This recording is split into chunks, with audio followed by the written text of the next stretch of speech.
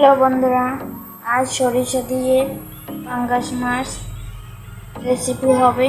প্রথমে মাছটা ভালোভাবে ধুয়ে নিয়েছি, তারপরে পেঁয়াজ, রসুন, সরিষা, জিরা, দারচিনি এগুলো ব্লেন্ডার করে নিয়েছি।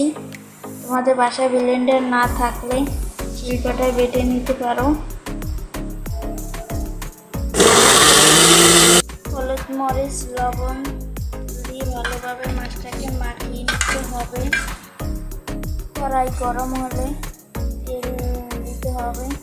তেলটা গরম হলে মাছ ছেড়ে দিতে হবে।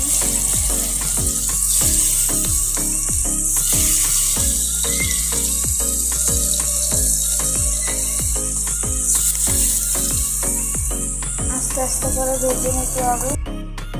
বন্ধুরা, এই দেখো মাছটা ভেজে নিয়েছি।